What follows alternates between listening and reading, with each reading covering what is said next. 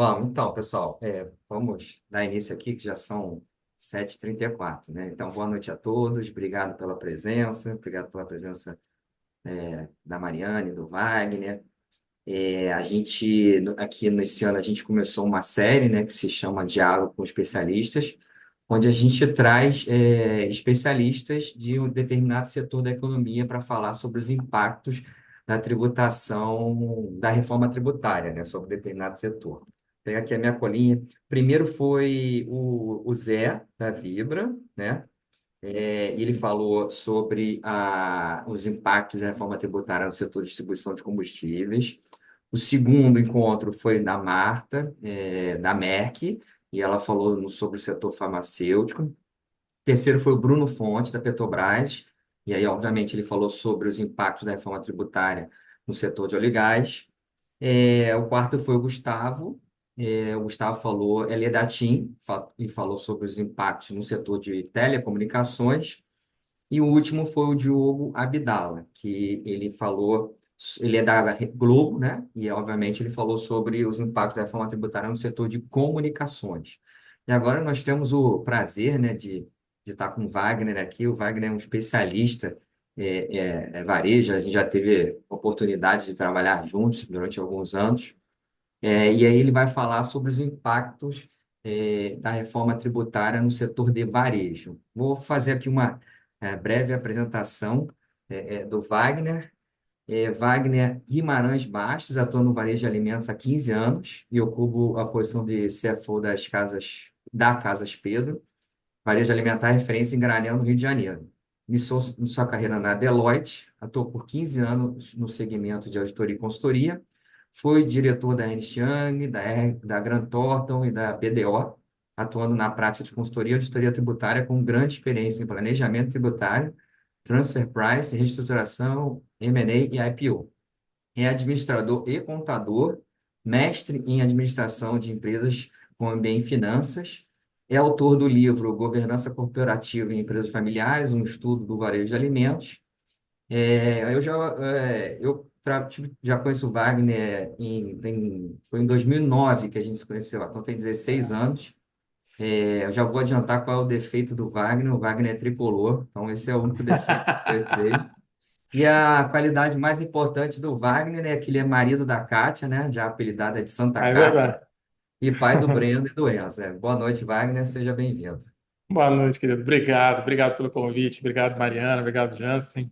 Enfim, vamos falar um pouquinho desse assunto, desse tema maravilhoso, falar um pouquinho de varejo, eu acho mais varejo até do que de tributo, né? Então, estamos vivendo momentos de aflição e incerteza, né? Mas eu acho que momentos que promovem a mudança, que trazem desafios, são momentos bons para a gente crescer também. Então, eu acho que é uma oportunidade. E eu já queria agradecer também a oportunidade de vocês me convidarem. E quem vai conduzir o debate comigo é a Mariana Ferreira, né? Ela é coordenadora tributária no Muraema Afonso Ferreira e Mota Advogados, mestrando em Direito Tributário pela UERJ e coordenadora da coletânea Vozes Femininas na Reforma Tributária. Seja bem-vinda, Mariana. Hum, Obrigada, Jansen. Estou ansiosa para ver o que o Wagner vai falar sobre, para mim, a parte mais complexa da reforma tributária, que é o varejo. Estou curiosa. Bom, vamos iniciar, Wagner, perguntando assim, Vamos. né? Como é a tributação atual, né, do varejo alimentar e com a reforma tributária, quais os principais impactos esperados na tributação? Para a gente começar com uma pergunta bem ampla. É. Então, olhando para os tributos sobre venda, né, o varejo alimentar ele paga predominantemente ICM, ICMS, PIS e COFINS, né? Esses são os tributos da reforma tributária que são relevantes para nós, né? Se você analisar a carga tributária, a complexidade do ICMS no varejo de alimentos, a gente tem uma legislação extremamente complexa, né, aqui no Rio e em vários outros estados. É, a gente não tem, né? Eu estou no Rio de Janeiro, então, só para situar todo mundo, né? De vez em quando eu vou falar um pouquinho de ICMS no Rio de Janeiro com 22%.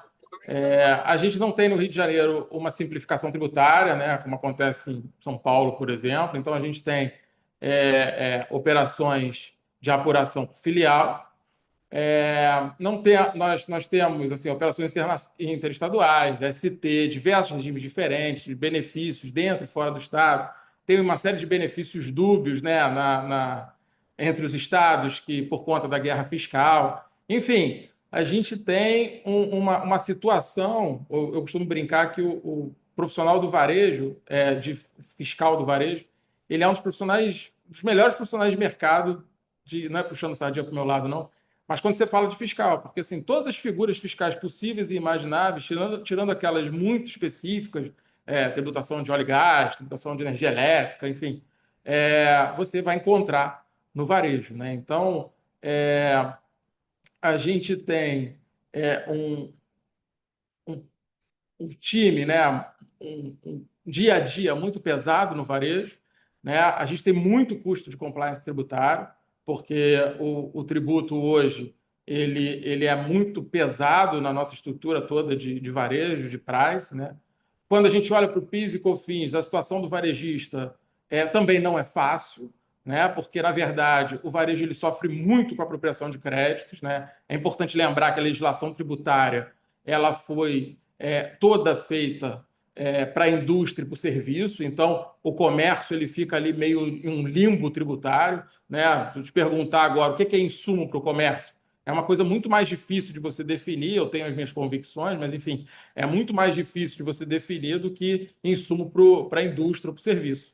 Né? Então, o varejo, né, enquanto comércio, ele tem toda essa questão interpretativa que é complexa, né? Ou seja, é uma legislação pesadíssima, né, de entendimento e compliance, uma contenda de discussões judiciais sem fim, né, porque a gente tem hoje no Brasil, e aí pegando em nível Brasil, você tem uma série de discussões judiciais que talvez tenha sido até um pouco dos porquês dessa reforma, né? E todo esse arcabouço gira para o varejista ali algo em torno de 18%, né, da sua receita bruta ali, quando você transporta de receita bruta para receita líquida, né? Quando a gente olha para a reforma, né, eu tenho uma visão que depois dela implementada, e aí toda a nossa discussão aqui, eu vou tentar dividir isso em dois momentos, tá? A gente tem um momento de transição, que são 7 anos, que serão momentos pesadíssimos para o varejista, e temos o momento pós-reforma tributária implementada, 2033 para frente, que aí talvez seja algo bem mais simplificado. Mas depois de implementada, né, e se realmente implementado do jeito que a gente está esperando, né, a gente vai ter sim uma simplificação muito grande. Para pensar que nós aqui na Casas Pedro temos 70 lojas no Rio de Janeiro, mas se você parar para pensar que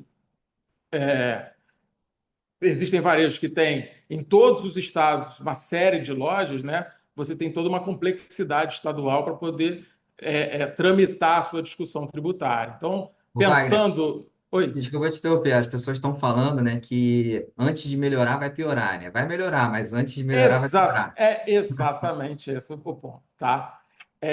Então, a gente tem aqui, né, olhando para essa situação, a gente vai ter uma simplificação, sim, muito grande. Né? A gente tem uma expectativa de aumento de crédito, né, sobre os serviços e demais despesas, uma expectativa aí de ter pelo menos 20% de crédito a mais do que a gente tem hoje. Né? Nesse conceito de crédito amplo, que também é um outro conceito, quando o ICMS foi lançado lá atrás, a gente tinha discussão de crédito amplo e depois vieram cortando alguns créditos. Vamos esperar que efetivamente tenhamos o crédito amplo nessa reforma, né? E vários produtos que hoje, por exemplo, são cesta básica, que tributam 7%, vão estar isentos de tributação, alíquota zero. Né? Então, assim, há uma expectativa do varejo que a carga tributária sobre os produtos, e aí depois eu vou falar um pouquinho mais sobre outros custos, né? Sobre os produtos ela seja um pouco reduzida, sim. Tá? O que preocupa aí, na verdade, é o fato de termos esse período gigante de dupla tributação. Né? E aí sim, é o que acabaram de falar aí. Né? Primeiro vai piorar para depois melhorar. Primeiro vai doer para depois sarar. Né? Então, a gente vai ter que continuar tributando por alguns anos o ICMS e o IBS. Né? Eles vão coexistir E aí é que está o problema, porque nós temos muitas dúvidas com relação à sistemática de crédito, o nível de compliance desse crédito, por regime de caixa, por exemplo, né, da tributação da venda parcelada, por exemplo. Como é que vai ser isso? A gente ainda tem algumas lacunas nessa discussão. Eu estou muito interessado nas notas explicativas das empresas de capital aberto, né, para entender aí os incrementos dos custos com os projetos de reforma tributária, que eu acho que vão ser abertos aí em algumas notas, né, de algumas empresas. Alguns varejistas já estão aumentando as equipes, né, já estão criando times segregados, gastando dinheiro com acerto de sistema, enfim. Nós aqui, como nós só temos todas as nossas lojas estão no mesmo estado da federação, né, a gente está num sistema, a gente ainda está em um sistema mais simplificado aqui, né, só um estado. Mas pensa comigo aí que daqui a 2 anos nós estaremos apurando 70 bases de cálculos para o ICMS, bem mais de 70 que a gente vai abrir loja, né, e uma base para o IBS, né? Ou seja, é insano quando a gente pensa nisso, né? Porque o nível de complexidade é muito grande. Falei pra caramba, né? Eu tô com medo de falar muito hoje. Bom, Wagner, e aí com tantas mudanças, né, que estão por vir, quais medidas as empresas do setor elas devem adotar desde já para se preparar para tudo isso? Eu sou meio apaixonado por controle, né? Então, assim, eu acho que eu posso resumir essa sua resposta, que as empresas precisam entender os seus gargalos de controle, né? Se você tem problemas de cadastro, por exemplo, é urgente que você revise isso, né? Se aproximar de fornecedor, e aí falando de varejo, né? Nossa grande preocupação aqui no varejo são os fornecedores, né? Se aproximar dos fornecedores, né? Ver se eles estão se adequando, né? Se eles vão informar os tributos na nota, se vão recolher, né? Isso vai mudar o jogo. Ser mais incisivo com políticas, né, para troca de fornecedores, se for o caso, envolver toda a empresa nisso, né? No caso de uma demora de adaptação, enfim, aqui nós estamos montando uma frente até para ajudar alguns fornecedores, sabe? Porque para entender a realidade deles, né, e ajudá-los, se necessário, né? Quem é simples, se faz sentido manter esse fornecedor, se o nível de desconto dele no preço mais crédito de um outro tributado continua fazendo com que ele seja competitivo. Enfim, toda essa preocupação com fornecedores ela vai ser extremamente relevante, né? Outro ponto, eu acho que é a gestão de contrato, né? Se os contratos têm impostos por fora ou por dentro, né? Eles têm prazos que passam a transição da reforma, né? Ou não, né? Como é que estão esses contratos, cláusula de reajuste, prazos, enfim. É importante um trabalho forte nesse tipo de demanda também, tá? Eu acho que o aluguel, por exemplo, é muito representativo no varejo. Sabemos que essas empresas que alugam os imóveis vão ter que emitir as notas, né? O custo de aluguel vai gerar crédito, mas já gera hoje, né, para as empresas, né? Quando você aluga de pessoa jurídica, né? Então, assim, você não se vai discutir um aumento de 28%, por exemplo, no aluguel. Eu já tenho 9,25% embutido ali, né? Então, tem umas questões que você precisa já começar a se preparar para enfrentar, né? Eu não posso me dar o luxo de pensar em discutir aluguel daqui a 3 anos e aí o dono da loja vai virar para mim e falar assim, não, se você não quer, a gente fecha a loja. Eu não posso fechar uma unidade de negócio, né? Então tem aí uma preocupação muito grande, né? Em que pé que estão essas análises, esses controles, né? Não é para o ano que vem, mas eu acho que o ano que vem é um ano de montagem desse arcabouço para você se preparar. Outra coisa importante aí que eu acho é rever negócio, né? Se ficarmos dentro do que a gente está discutindo aí como neutralidade tributária, né? É importante que a gente olhe como é que a gente está em todo esse métier, né? Esse meio, né? Existem varejistas que têm indústria, tem varejistas que têm CD, né? Em diferentes estados por questões tributárias, por prevalência de benefícios tributários, enfim, tem uma série de negócios aí, processos, né? Que precisam ser revistos, né? Qual a necessidade desses negócios pós-reforma, por exemplo, né? Então, é importante começar a repensar isso. E por fim, eu acho que assim, quem tem crédito de PIS e COFINS acumulado, por exemplo, o PIS e COFINS ele acaba em 2027, né? Então precisa utilizar os créditos, né? É importante conhecer como é que a gente está, se a gente tem coisas para frente discutindo, se os créditos estão acumulados, quais são os planos para a utilização desses créditos, enfim, essa é uma discussão que começa né, em 2026 e vai durar aí por algum tempo, né? Ou seja, assim, 2026 vai ser um ano de muito trabalho, embora de forma prática a reforma tributária de 2026 ela é basicamente uma informação de IBS e CBS na nota, né? Que todo mundo está tentando, vai ser mole, é só IBS e CBS na nota, né? E a gente sabe que não vai ser tão fácil assim, né, Wagner? Não, vai. E aí, bom, como você sabe, né, a Emenda Constitucional 132 de 2023 introduziu expressamente o princípio da simplicidade tributária na Constituição Federal. E aí, o que você acha no contexto pós-reformas? As obrigações tributárias, elas tendem a se tornar realmente mais simples ou mais complexas? Então, Jansen, de novo, né? Eu vou ter que segregar essa resposta em dois momentos, né? Eu acho que esse ponto é muito importante, né? A gente tem que segregar essa resposta em duas etapas, não tem jeito. Inicialmente, nesse período de transição, eu acho que a gente vai ter uma complexidade gigante, tá? A gente tem uma tributação, né, que a gente já está acostumado, né? E outra que vai ser baseada em regime de caixa. Tá? Essa nova tributação ela vai gerar necessidade de conciliações diárias, revisão de base, recebimentos líquidos de parte dos tributos, enfim, é, é, a outra parte tem que pagar, né? Vai ser desafiador controlar isso tudo, tá? Eu costumo brincar que quem trabalha na área fiscal quando lembra disso, já começa a ter palpitação, começa a rir de nervoso. A gente está nesse nível, sabe? Tremedeira. Enfim, não é um bom momento. Mas quando a gente olha para o período pós-transição, aí a gente tem uma simplificação que me parece fantástica, né? Aqui na Casas Pedro, a gente sai de 70 apurações para uma. Né? A gente para de discutir de onde vem o produto, se para onde ele vai, se ele tem ST, tem benefício na entrada, cesta básica, crédito presumido, DIFAL, um monte de coisa que a gente discute aqui internamente, né? Para uma apuração, uma declaração, né? Mas, novamente, a gente nascerão outros processos de controle e conciliação que também não vão assim fazer com que a nossa vida seja maravilhosa, super simples. Não, agora virou simples, né? Você pega esse número e coloca aqui. Não é assim que vai funcionar, né? Eu acho que talvez a gente vá precisar de menos braços, né? Bons ouvidos do que eu estou falando, menos braços e mais inteligência, né? Eu acho que essa é a tônica, né? Eu ainda tenho muita dificuldade de visualizar todo esse arcabouço funcionando, sinceramente, principalmente o split payment, que a gente vai falar depois, né? E a gestão de créditos pelo regime de caixa, assim. Mas a gente está saindo de um imposto escritural para o imposto pago, né? E isso é uma mudança de paradigma muito grande. Wagner, e entrando nessa parte mais financeira, né, como você citou, como é que o novo sistema ele vai afetar a precificação e a margem de lucro das empresas do varejo? E falando em split payment, como é que ele vai impactar a relação com os fornecedores? Pois é.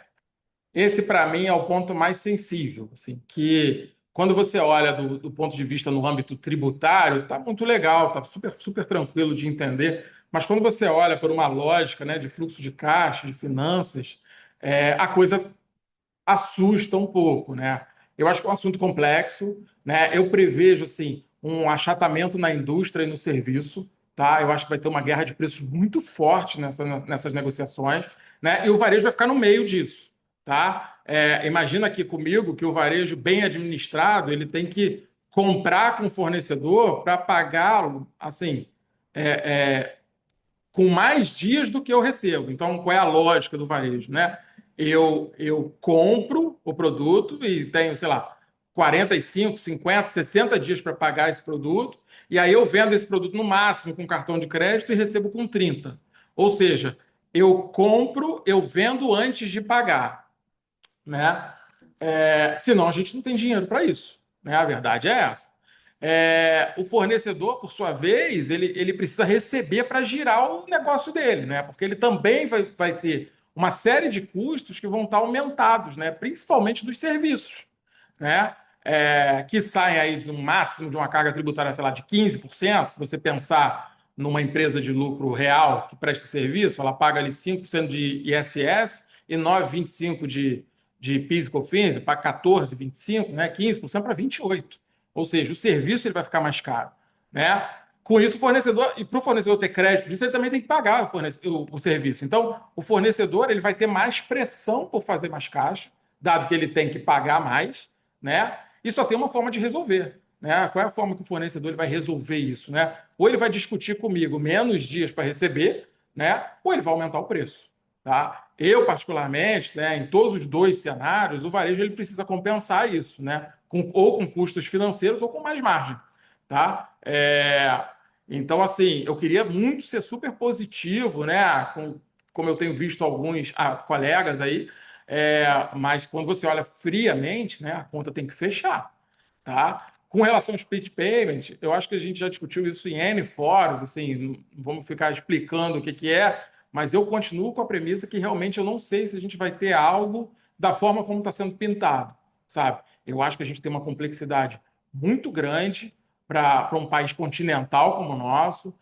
A gente ainda tem muitas dúvidas com relação aos pagamentos a prazo, por exemplo, como é que isso vai funcionar. Ao que parece, nós, varejistas, né, vamos ficar ali no split simplificado, né? Então a gente está esperando aí uma alíquota perto de 7% para o varejo de alimentos, tá? Mas eu acho que até faz sentido, né? 7%. É, mas, como eu disse anteriormente, esse tipo de medida ele vai aumentar muito a pressão e a negociação com os fornecedores de serviços e produtos, né? E eu, sinceramente, não tenho visto ninguém discutir esse tipo de tema, né? Ô, Wagner, a gente estava Hum. falando, antes de começar aqui o nosso webinar, né, sobre até como é que vai ficar, né, o advogado tributarista no futuro, e aí o advogado, o próprio contador, né, pós-reforma. E aí eu lembrei, né, que com a apuração assistida, a gente tem uma coisa que vai ser muito importante, que a declaração, na verdade, a emissão da nota fiscal, ela vai constituir, eles, enfim, antigamente a gente chamava Emissão de de. crédito tributário, 70 vocês chamam de crédito, mas a nova legislação ela veio até chamar de débito tributário, né, o débito do Isso. IBS-CBS. E É. aí, só que quando ocorre a emissão da nota fiscal, a gente sabe que passa por um motor de regras, e é ali que automaticamente a Receita Federal vai dizer qual é o valor do tributo que deve de BS-CBS naquela nota fiscal. E aí, a gente sabe que qualquer sistema está sujeito a erros, né? E É. já estão falando que podem surgir um processo administrativo tecnológico. Por quê? Porque a gente vai impugnar dois tipos são dois tipos de impugnação. Um, as premissas, né, adotadas pelo motor de regras, que Uhum. às vezes você informa existe uma informação equivocada, né, pela pessoa que emitiu a nota fiscal, seja de CEP, porque a gente sabe que o CEP vai ser agora fundamental para saber o destino, Sim. e aí, obviamente, a alíquota do município e do estado. O valor da operação, ou até mesmo o código do serviço mercadoria errado. Isso aí de alguma forma, pode gerar algum equívoco na fiscalização e a gente tem que fazer uma impugnação das premissas. Mas também tem um segundo tipo de impugnação que a gente tem falado agora em relação ao contencioso tributário, que é a impugnação do conteúdo, né? Ou seja, o sistema pode estar parametrado de alguma forma errado, né? Então, assim, você gera uma nota fiscal, você coloca um código e aí ele bota a alíquota errada, né? E aí vai Uhum. gerar outro tipo de impugnação também, tudo baseado somente na emissão da nota fiscal, né? E aí eu passo para a pergunta, para a próxima pergunta, né? Que tipo de ajustes, né, as empresas varejistas precisarão fazer em seus sistemas de gestão fiscal e planejamento de recursos da empresa, justamente para evitar que haja esse novo contencioso, né? Esse novo processo administrativo que as pessoas estão chamando de tecnológico, né? Então, eu acho que assim, a gente tem um ajuste agora muito pesado nos sistemas fiscais, né? Eu acho que tem sido a dor de cabeça de todas as áreas fiscais. Eu imagino qualquer gestor da área fiscal hoje no Brasil que esteja trabalhando no varejo, ele está sofrendo com isso e ele está sofrendo com umas situações que nem ainda não tem nem solução pelos provedores dos sistemas, né? Eu acho que esse assunto ele ainda é assim muito controverso, né? As empresas elas terão aí um período, né, de transição com duas apurações de ICMS e IBS, isso não vai ser fácil, né? A maioria desses sistemas, todos eles praticamente, eles trabalham com tabelas de tributação, né? Que a gente chama de figura fiscal, né? E aí o seu sistema ele pode ancorar essas figuras, sei lá, no NCM, na TES, no CST, enfim, cada cadastro, cada sistema tem uma lógica, né? Com a nova tributação, a gente vai ter essas figuras, porque o ICMS ele não acaba, né? Só para ficar claro, essa questão da figura fiscal, que às vezes eu saio falando igual um maluco aqui. Imagina que a gente tem um produto cesta básica. Aí eu vou criar uma figura que, ó, determinado tipo de produto tributa 7%. Aí eu crio uma outra figura que é 22%, tributação normal, 20% mais 2%. Aí um outro produto, ele é ST com MVA de 65%. Eu vou lá e crio, cravo essa figura fiscal. E aí eu vou tratando de acordo, e aí com a lógica do sistema, mas vai puxar por NCM, vai puxar por NCM mais CST, vai puxar por TES. Ele vai trazendo essas figuras para o produto e o sistema vai apurando, né, essas tributações, tá? Aí a gente pega o IBS. Mas o IBS não usa nada disso. O IBS ele usa o E-Class Trib e o C-Class Trib, que é o que vai dizer o que que a gente, IBS e CBS ali, o que que da forma que a gente vai tributar, né? Então, isso vai mudar completamente. Ou seja, eu preciso de um novo código, eu preciso de uma apuração paralela para poder satisfazer essa nova forma de apurar, né? E Jansen, isso que você falou é muito relevante, porque por isso que eu te falei que, para mim, ainda está muito complicado entender essa superpotência da Receita Federal enfim, juntar da super receita, vamos chamar de super receita, né, que é um plano que nem deu muito certo, a super receita de passar tudo para a gente, já mastigado e com as informações ali. Eu acho, sinceramente, que a gente vai viver uma conferência diária para revisar crédito, tudo que está sendo apropriado diariamente, enfim, a gente vai ter uma série de novas rotinas, tá? E assim, não vai parar muito por aí, não, sabe? A gente não confia nesses sistemas, né? Então a gente tem que ter certeza de que não houve pulo de nota. Quem é varejista aí está rindo, porque é a nossa vida. Não teve pulo de nota, se todas as apurações de todos os estados estão corretas, ter certeza que está tudo no sistema, enfim, que todos os créditos estão dentro. A gente tem créditos que são escriturados, os créditos que são via insumo e depende de alocação, enfim, cara. Já é um processo que não é simples, e com o IBS e CBS, embora pareçam mais simples, né, eles vão trazer um novo processo com origens distintas, enfim, que dependerão de regime de caixa e não de escrituração. Quer dizer, são coisas que efetivamente que a gente vai ter que ter uma integração muito forte. Eu tenho batido muito na tecla aqui, né? Uma integração muito forte do financeiro com o fiscal, né? Isso vai ser uma prerrogativa das empresas, né? E nesse período de transição, de 27 a 32 ali, a vida do varejista não vai ser fácil, não, sabe? Eu acho que a gente vai ter muitos custos adicionais na retaguarda, sabe, para dar conta disso tudo, né? E a tributação vai continuar sendo chave do processo de preço, não vai mudar muito até a gente chegar na reforma plena, né? No momento pós-transição, né? E a gente não pode falhar, né? Eu acho que é um momento fantástico até para os consultores, né? Eu já estava te falando isso. Eu acho que vai ser um momento fantástico para as consultorias, pegando lá o meu background, né, onde eu comecei depois de 16 anos de consultoria tributária. Eu acho que vai ser um momento fantástico para os consultores, né, porque vai ter muita necessidade de confirmação, né, para as administrações dessa vida, desse arcabouço todo fiscal. Wagner, e falando Hum, ainda dessa ligação, né, entre o financeiro e o fiscal, como é que o varejo ele vai conseguir comunicar essas mudanças de preços, né, para não perder competitividade no mercado? É bem Então, delicado, né? pois é, esse assunto ele traz vários tópicos com ele, né?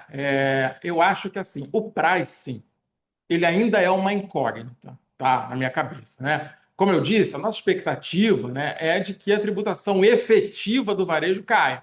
Mas isso não significa que os produtos ficarão mais baratos, porque depende de como você vai comprar dos fornecedores, se você vai ter inflação na ponta, né? É, a pressão por caixa, né, e toda a cadeia, enfim, essa parte eu já até expliquei, né, enfim, eu tenho muito medo dessa discussão de fornecedores. Agora, falando especificamente de comunicação de preço, né, a primeira coisa que a gente vem à cabeça, que vem à nossa cabeça, que falaram a beça, né, os preços serão como ocorre nos Estados Unidos, por exemplo, né, que a gôndola vai ter um preço e quando você vai pagar você vai ter o preço mais o tributo, né? Eu acho lindo isso, tá? Mas eu não acredito, tá? Eu não acredito por dois fatores muito simples, tá? O primeiro é que a gente está comparando, né, um sistema americano, né, que não é nem IVA, tá? É sales tax. Então, assim, nos Estados Unidos, o sales tax ele vai variar de 0 a 7%, dependendo do estado. Ou seja, é um valor adicional? É, mas não tem como eu comparar com pô, um produto que eu vou pagar 28% a mais, né? A diferença de preço, de percepção, ela é muito gritante, tá? E aí você pode falar, mas Wagner, vamos colocar somente o IBS por fora. Ainda assim, é algo em torno de 15 a 18%, né? Se a gente estiver pensando numa alíquota aí de 28%, que é o que se discute agora, né? Aqueles 26% já foram embora há muito tempo nas novas discussões. É uma diferença muito grande, sabe? Eu tenho certeza que, se isso acontece, né, o direito do consumidor ele entra no dia seguinte dizendo que o consumidor precisa ver o preço todo, que ele vai pagar, que não pode haver surpresa. Enfim, eu tenho quase certeza que isso não cola no Brasil, tá? Outro ponto que eu acho ele é político, tá? A gente não tem um nível alto, sejamos sinceros, a gente não tem um nível alto de educação financeira na nossa população, tá? E isso nunca nem foi pauta de governo, independente do lado, tá? Aqui não tem lado A ou lado B, não, tá? Eu duvido que o consumidor, em geral, iria receber bem esse tipo de coisa, sabe? Eu acho que seria um tiro no pé do governo se tivesse uma campanha demonstrando, sei lá, que 30% do que você está pagando não está indo para a empresa e está indo para o governo, sabe? Eu não sei, eu sinceramente não sei como isso vai ser, tá? Eu sei que tem uma discussão muito forte nisso, mas quando a gente olha a figura inteira, sabe, eu acho que ainda restam muitas dúvidas, ainda a gente não tem regulamentação ainda, então ainda ficam sobras, né, nessa discussão que eu acho que são retalhos importantes para a gente alinhavar, tá? Eu acho que isso não será de forma alguma, assim, uma transparência absurda, não acho, tá? O que eu acredito, sim, aí sim, é numa demonstração na nota fiscal. Aí os produtos pagos e ali, de uma forma mais fácil, dando ali o que é que a gente tem efetivamente de tributo. Isso eu acredito, que hoje, aí você vai falar assim, mas Wagner, hoje já existe essa indicação na nota. Existe, tá? Mas muitos varejistas fazem essa indicação por média. É muito complexo você fazer com as figuras fiscais que você tem, você fazer essa indicação de uma forma correta, né? Tem gente que coloca o valor tributado de 100% quanto seria, tem gente que faz a média da empresa, tem gente que faz uma média da compra, enfim, não crava ali efetivamente qual foi o valor total da tributação paga. Eu acho que na nota fiscal isso vai aparecer, né? Assim, vai ter esse disclosure, tá? Mas na gôndola, por exemplo, para o varejista utilizar isso como forma, olha, eu recebo 100 e você paga 128. Eu não acredito, tá? Eu ainda estou meio incrédulo nessa situação, né? Eu acho que o varejista, de uma forma geral, ele não tem muito como comunicar, sabe? O varejo, os preços eles são muito commodities, né? Então, assim, se os preços aumentarem, seja por pressão de caixa, por aumento de carga tributária na cadeia, enfim, eles vão ser acompanhados por todo o varejo. Porque é assim, o preço ele não difere muito. O arroz da marca A, ele não é, assim, 80% mais caro do mercado X porra, 95% mais barato no mercado Y do que no mercado Z, sabe? Não é assim que funciona, sabe? Eu tenho uma margem de preço ali, um range de preço que ele é muito fechadinho, né? Eu acho que a gente não vai ter muita diferença se os preços aumentarem, eles vão ser acompanhados por todo o varejo, né? As pessoas não sabem, né? Mas um varejo bem administrado, ele não dá 5% de lucro na última linha, né? Se você pega um país que é o nosso, né, que a renda fixa por ano você ganha 15%, né, aplicando de tudo, no varejo, cara, tudo que o varejo vende sobra na última linha para o dono da empresa, para a empresa, 5%, né? É melhor pegar esse dinheiro todo e botar na renda fixa do que ser empresa, né? Então, e isso sim, se o varejo for muito bem administrado, sabe? Eu acho que o varejo, nesse ponto dos preços e tal, eu acho que ele nunca foi vilão, sabe? Eu percebo que as pessoas, elas entendem isso, sabe? É a percepção minha.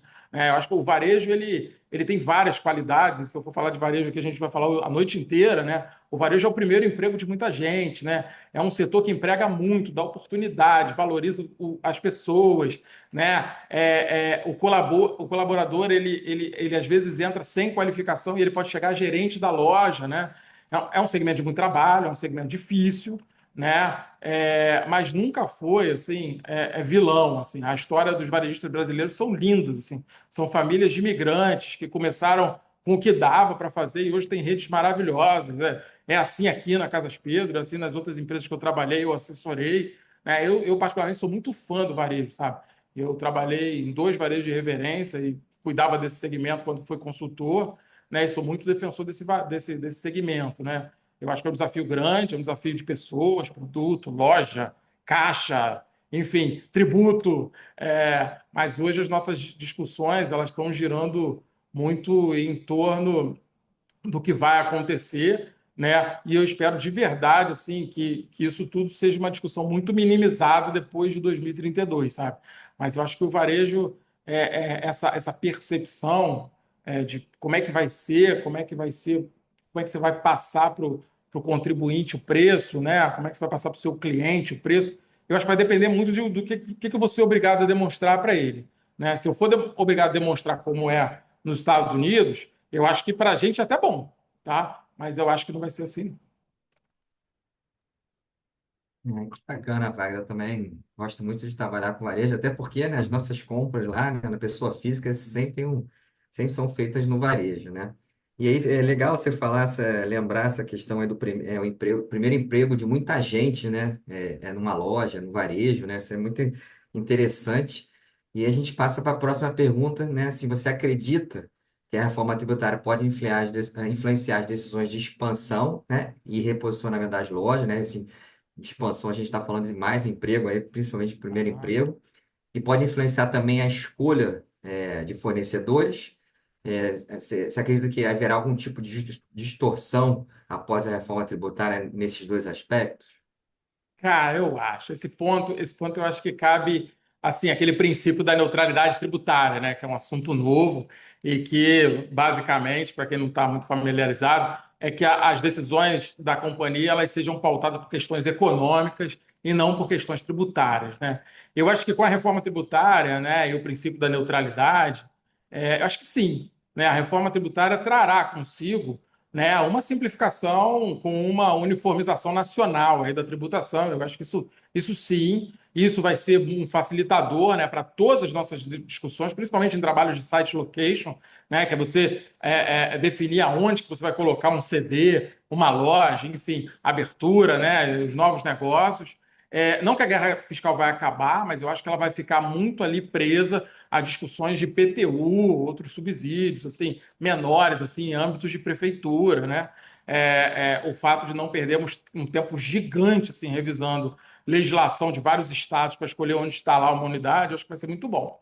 Por outro lado, né, eu acho que algumas regiões vão ganhar destaque, tá? Para outros negócios. Imagina comigo, por exemplo, eu já falei aqui, aluguel e mão de obra no Sudeste é muito caro, né? O Nordeste é mais barato você ter mão de obra e aluguel. No Nordeste é mais barato do que no Sudeste, por exemplo. Então, passa a fazer sentido para eu pensar uma vantagem competitiva de custo se eu tenho uma operação, né, industrial que eu consiga trabalhar com delivery dos meus produtos sem grandes dores de cabeça, ou se eu sou um varejo focado em delivery nacional. Enfim, faz sentido eu migrar para lá para essas questões. Né? A gente vai discutir um pouco de custo total e menos de custos de tributação sobre venda, né?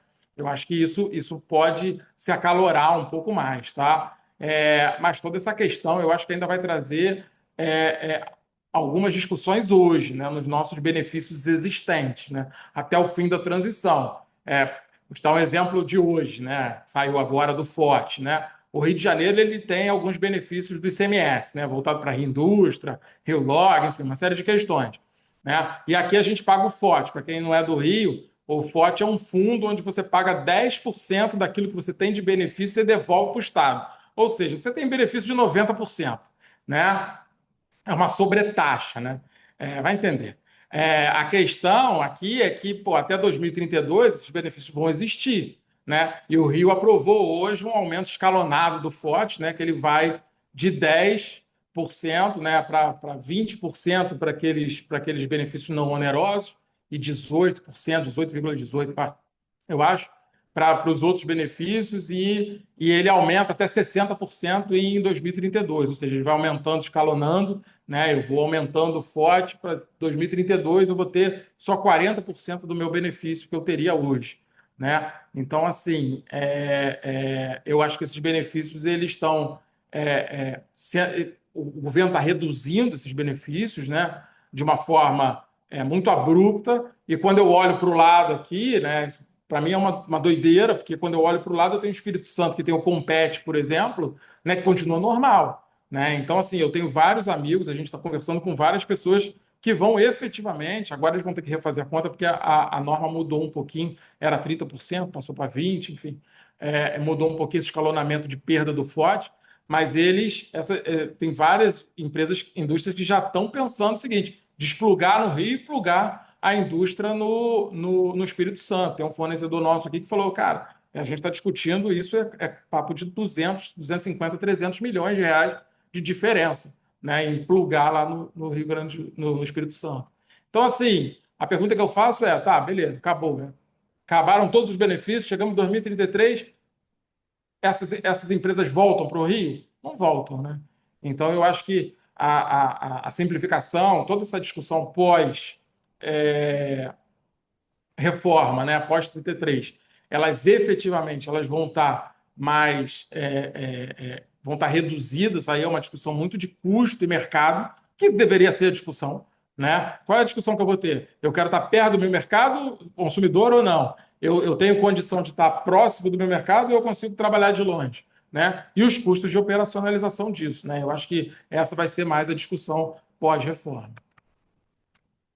Para a próxima pergunta, eu acho que você já até respondeu, Wagner, porque Ah, o futuro qual vai ser o futuro do distribuidor e do atacarejo, né, nesse novo cenário da reforma? eu acho que assim é outro. Eu vou te dar a minha opinião. Eu não trabalho em atacarejo e nem em distribuidor, né? Mas assim, como eu enxergo, já assessorei e já trabalhei numa outra empresa que tinha um atacarejo, né? Eu acho que, do ponto de vista, só para entender a lógica desse boom de atacarejo, né? Alguns varejos eles têm atacarejo porque você constrói quando você constrói um atacado, você passa a comprar mais, né? Você no atacado ele vende mais tonelagem com menos margem, né? Mas eu trago uma vantagem competitiva de compra para o meu varejo. Então eu compro mais barato, vendo um pedaço com uma margem mais baixa no atacarejo, né? No atacado. Mas mantenho a mesma margem no varejo e ganho mais dinheiro. Então, essa é a lógica de você girar ali o atacarejo, né?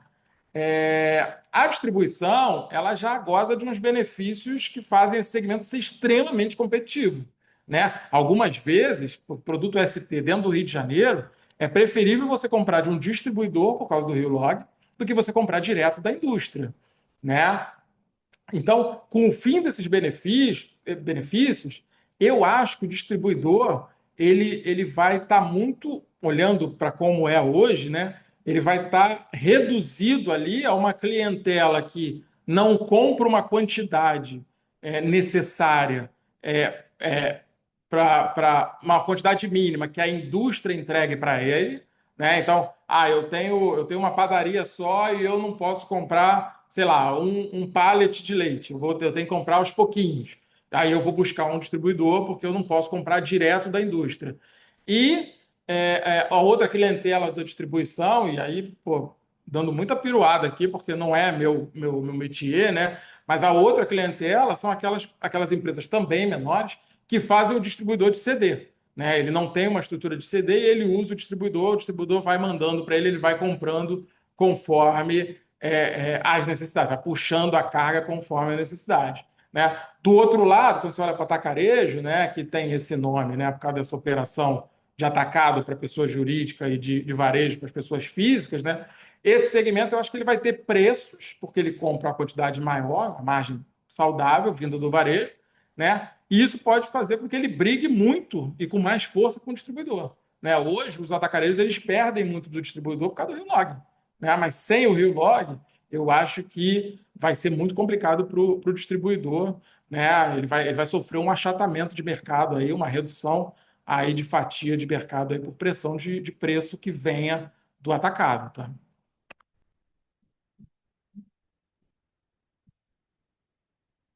É, bacana, Wagner. Bom, a gente vai caminhando aqui para a última pergunta, lembrando que Já? as pessoas é, que estão assistindo, se quiserem mandar perguntas, podem mandar via chat. Se quiser, eu vou abrir para as perguntas no final, se alguém quiser falar, se quiser fazer alguma consideração. Mas, Wagner, a gente fez uma caminhada interessante, né? A gente começou falando da tributação atual, né, e da tributação do setor de varejo após a reforma tributária.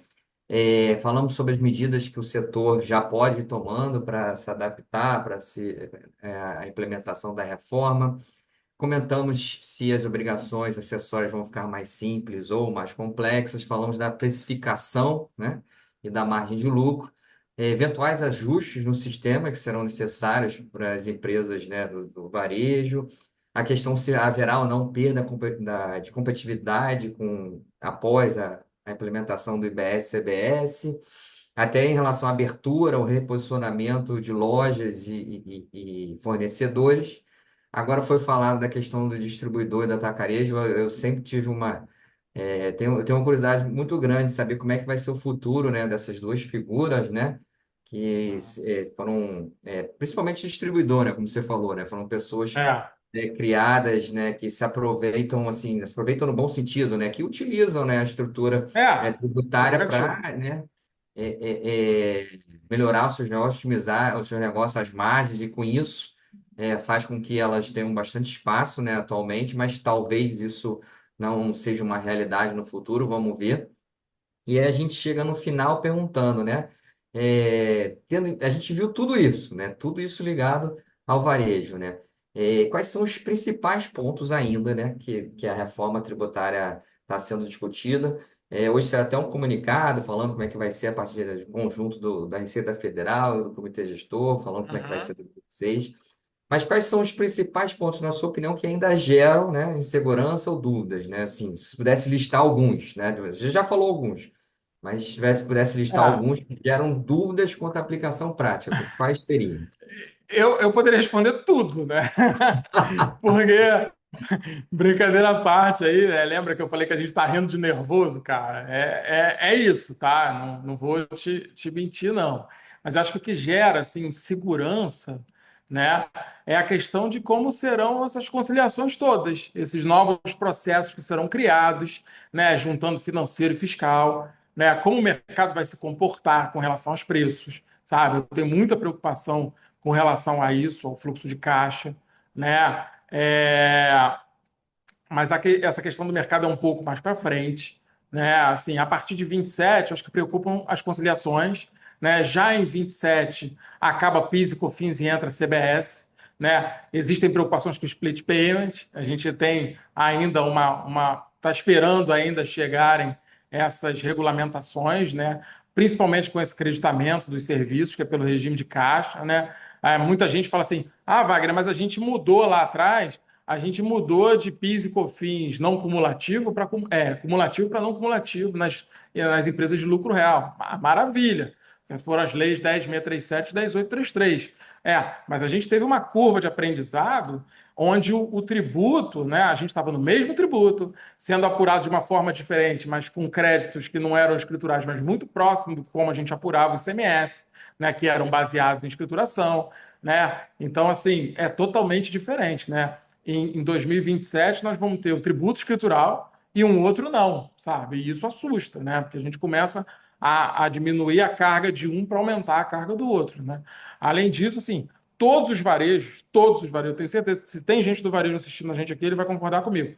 Todos os varejos estão com problema de sistema, né? O sistema, naturalmente, Jansen, ele é parametrizado, né, para uma figura fiscal. Imagina assim, quando eu vou criar um sistema, eu vou criar aquele sistema assim.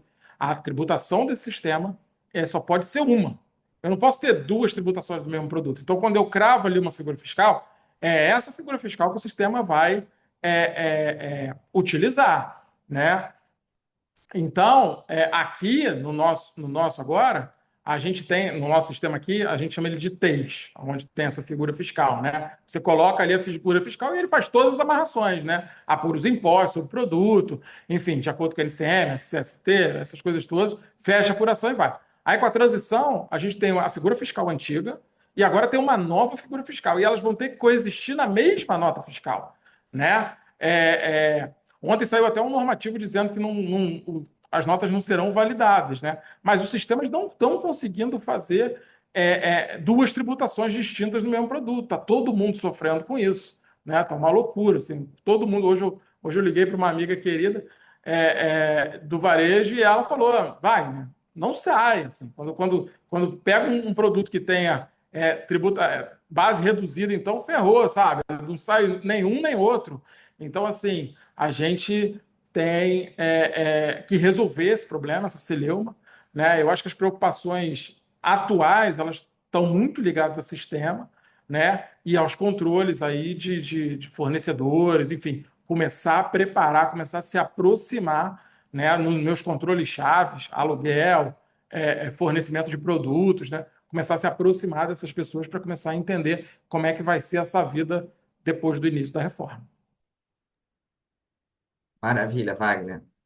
Olha só, Wagner, Hum. teve um aluno seu aqui já te colocando aí numa Ah, fogueira, é? fazendo na verdade, Ah, obrigado, Leonardo, pela pergunta, estou brincando, é ótimo ter a participação de pessoas tão, tão- que estão nos acompanhando no webinar. Eu não sei se você consegue ver a pergunta, Wagner, mas é uma tô abrindo pergunta, aqui. é um texto que são três perguntas, né? Seria possível comentar. Boa noite, sou aluno do Wagner, cursando pós-graduação em Controladoria e Finanças na Estácio. Seria possível comentar se ele vê realmente as empresas sendo fiscalizadoras uma das outras? Essa é a primeira. A segunda, qual o impacto dos créditos ou não créditos nos fluxos de caixa? E a terceira, a importância do perfeito cadastro de produtos através dos NCMs nas empresas, né? Se você Vamos quiser lá. responder cada É, uma individualmente, então, são bem a muito diferentes. são mundos diferentes. A fiscalizadora, eu acho que todo esse arcabouço que foi criado, ele tem um pouco esse viés, né? Porque quando eu pago o meu fornecedor, eu sei que o fornecedor recebeu e eu passo a ter direito a esse crédito sobre aquilo que eu paguei, né? Então, a fiscalização, quando eu transporto isso de um imposto escritural para um imposto de fluxo de caixa, né? Automaticamente eu estou criando esse compliance todo mundo contra todo mundo, sabe? Então eu acho que isso sim, né, Leonardo? Obrigado aí pela tua pergunta. Não vou te dar mais nota por causa disso, mas eu acho que sim, né, nesse ponto sim. O impacto dos créditos nos fluxos de caixa. Todas as empresas, o que acontece, Leonardo? A partir de agora, o que eu tenho para receber, vamos pensar num split payment perfeito para poder ficar fácil.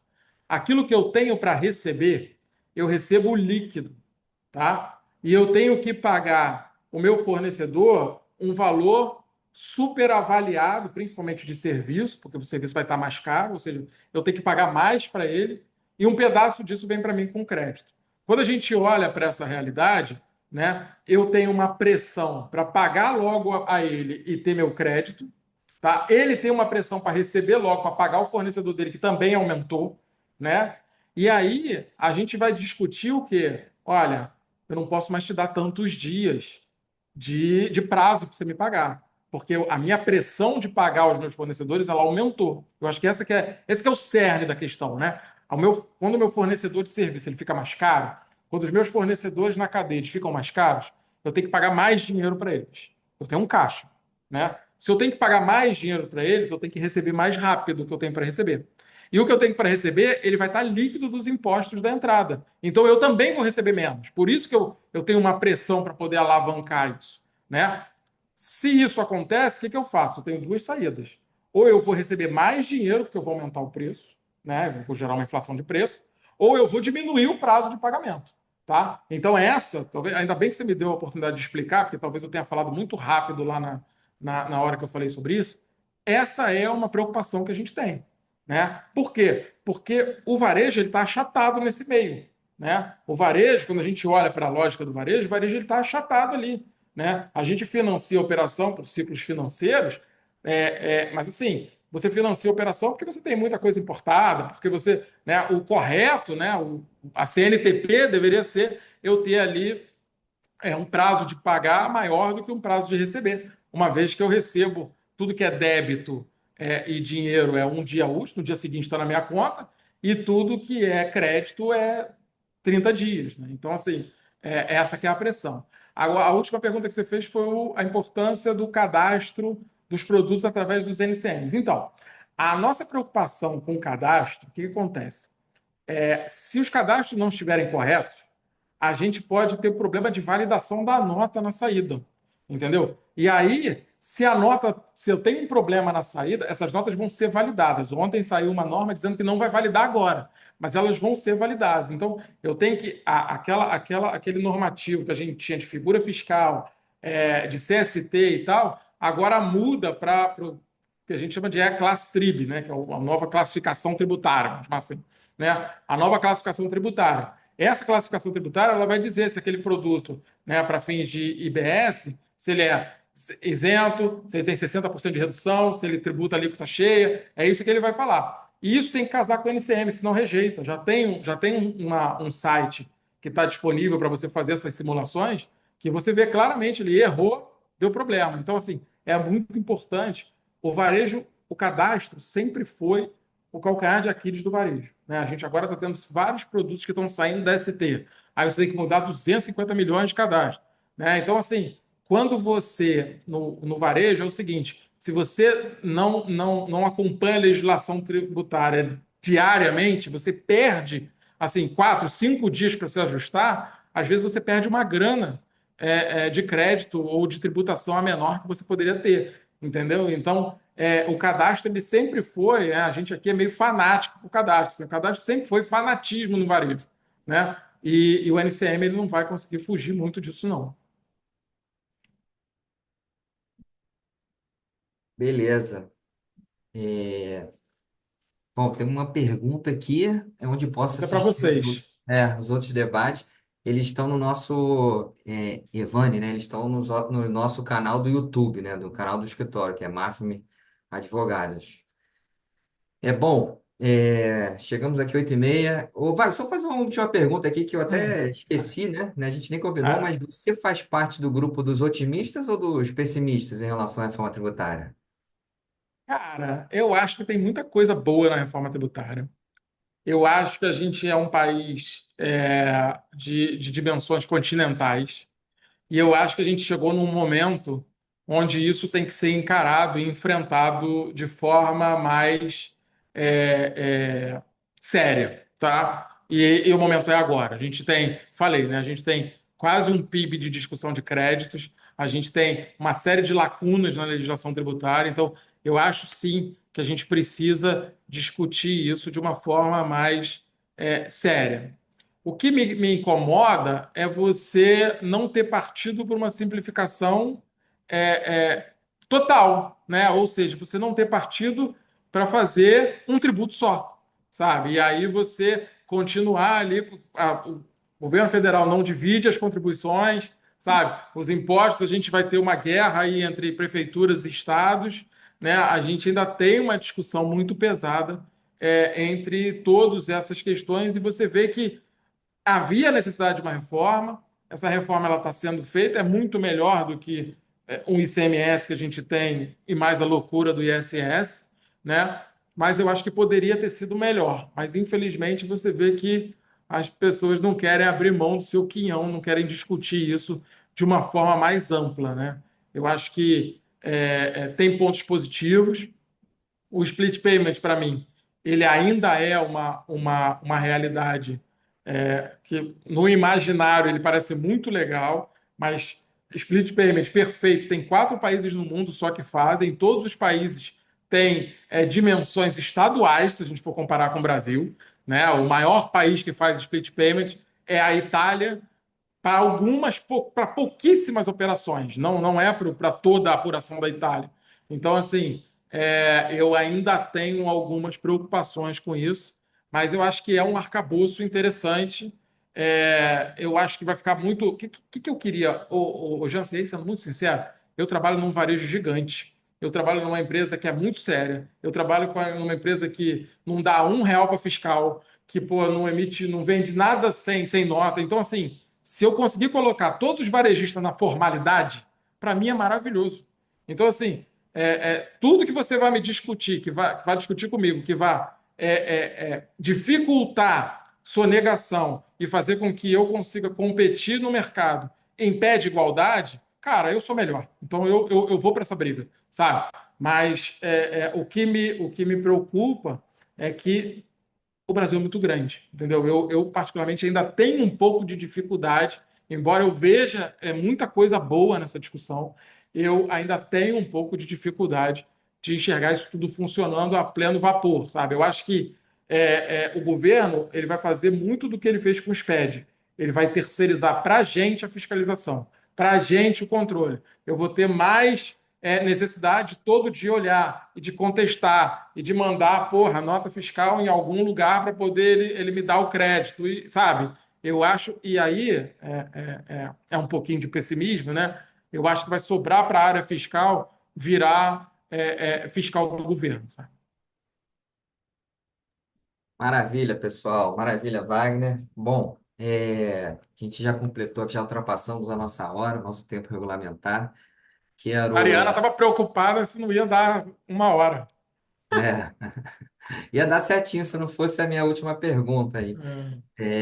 Quero agradecer, a Mariana, né, por me acompanhar aí nesse webinar. Mariana, quer falar alguma coisa? Quero agradecer ao Wagner por ter aceitado o convite. Wagner, foi um prazer te ouvir aqui, entender melhor sobre o varejo, assim, com todo o seu know-how. Então, parabéns. O webinar, assim, foi excelente. Eu acho que todo mundo aqui que participou, aqueles que trabalham com varejo e os que não conhecem, né, que, os que não estão por dentro, conseguiram absorver assim muita informação prática que você passou. Então, parabéns e obrigada mais uma vez pela parceria e por ter confiado aqui na gente, né, no nosso webinar. Eu ainda estou nervoso, mas eu queria agradecer o convite, né? Assim, é um prazer. O Jansen sabe, sempre que ele me convida para alguma coisa, eu topo. Assim, o Jansen é um amigo muito querido e é um assunto que a gente tem muita dúvida, né? É um segmento extremamente relevante, é um segmento muito, muito grande, né? É um segmento que muitas vezes colocado de lado, porque aquilo que eu falei é muito relevante. A gente não tem a legislação, quando ela é criada, ela não olha para o comércio, né? Ela olha para. É muito claro isso. Pega a legislação PIS, COFINS, insumo, né? Pô, insumo é indústria e serviço. E o comércio? No início dizia que comércio nem tinha insumo, né? Então, a gente chegou a ter respostas assim, né? Então, assim, é um segmento apaixonante, né? Muito vibrante, assim, não dá para você planejar o ano todo, no varejo você planeja semana por semana, né? Então, eu sou muito apaixonado por esse segmento e é sempre, pô, maravilhoso poder falar dele. Ó, Wagner, e a Laura Patrícia aqui colocou uma mensagem no chat falando como assim você ficou nervoso, falou muitíssimo bem, enriquecedor aqui, ótima explanação. Então, viu, só Obrigado, tem obrigado, elogios. obrigado. Então, pessoal, obrigado mais uma vez, Wagner, obrigado, Mariana, obrigado a todos que participaram, Leonardo, Evane, Laura e demais presentes online. Eu dou por encerrado mais esse webinar e a gente volta agora só no ano que vem, né? A gente está em dezembro, vamos curtir o finalzinho do ano, as festinhas e ano que vem a gente volta mais com a nossa série de webinars, diálogo com especialistas e a gente vai anunciar no ano que vem quais são as pessoas e os setores que vão ser objeto do webinar. Boa noite e obrigado a todos.